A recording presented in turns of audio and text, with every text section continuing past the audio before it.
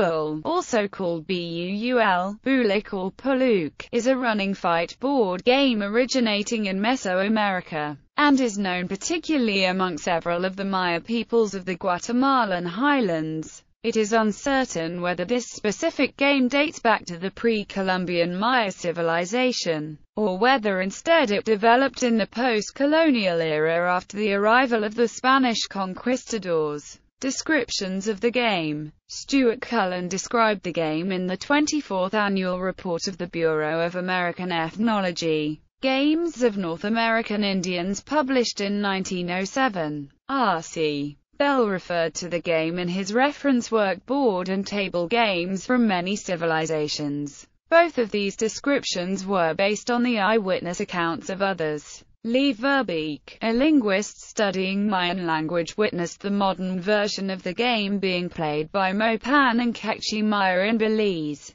But neither can I give you hard evidence that the corn game, as it is now still played by the Mopan and Kekchi Mayans, was known in the ancient times. There is linguistic evidence that the ancient Mayans used to play games of chance. The name of Buul occurs in several Mayan languages and always means to play with dice. Sometimes, by extension, it means to lose with gambling. There is archaeological evidence that the Mayans knew the square and oval-shaped patoli boards. There are many sites throughout the Maya area where archaeologists found patterns of patoli boards carved in floors or benches. Unfortunately, there are no Buul boards found. Anyway, I don't have any thrilling stories for you about famous Buul contests in the ancient times. Only 3 Maya manuscripts were safeguarded from the Spanish conquerors. Up till now, no reference to Maya board games was found. Of course, there are a few pictures displaying priests throwing corn or seeds for divination. Cullen's version of Buul is quite accurate. I observed the game being played by 10 men. They placed 25 grains of corns in a row. The game lasted for 3 hours, because they played 5 variants.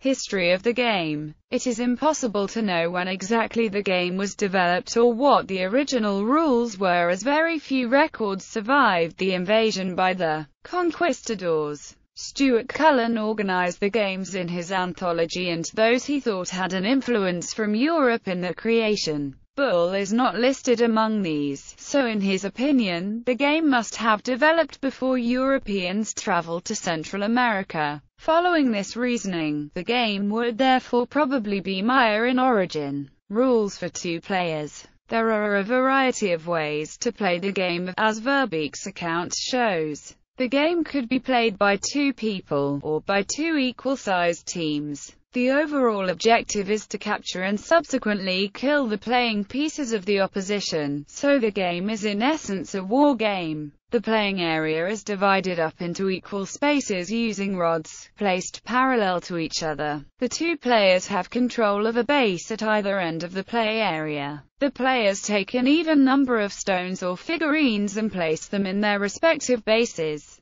The movement of the stones is determined by the roll of 4 dice or bull. These are painted black on one half so that they land showing either a yellow or black face. The number of faces showing determines how many spaces a stone can move. 1 yellow 1 space, 2 yellow 2 spaces, 3 yellow 3 spaces, 4 yellow 4 spaces, 0 yellow 5 spaces. Taking it in turns, players roll the ball and move any of their stones the corresponding number of spaces towards the enemy base. A stone cannot move to a space where there is already a friendly stone. If there is no other option but to do this, a player must pass. When a stone lands on the same space as an enemy stone, the enemy stone is captured and is no longer controlled by the enemy player. The enemy stone is placed beneath the capturing stone to reflect its captured state.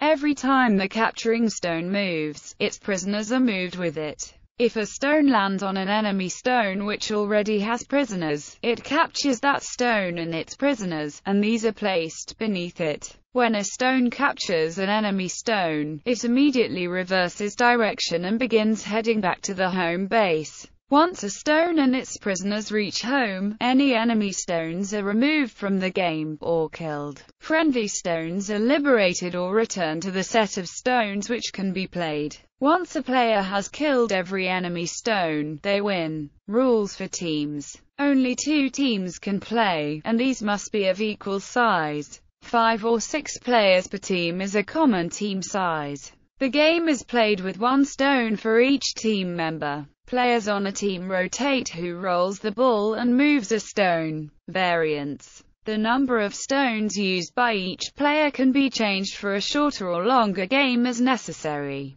Players can also agree before the game that only a certain number of stones can leave the base and be in play at any one time. The game length can be changed by having less spaces between the 2 bases. Verkbeek mentioned 25 dividing rods being used, but a much shorter game would be played using only 9 or 10 rods.